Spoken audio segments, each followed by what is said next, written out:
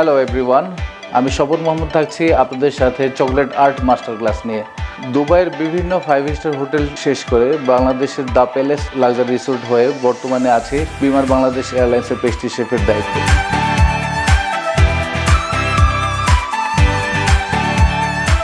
আপনারা আমার সাথে থেকে এই চকলেট ওয়ার্কের বিভিন্ন সেকশনগুলো দিয়ে নিজেদের মনের মতো করে নিজের প্রিয়জনকে সারপ্রাইজ করতে পারবেন।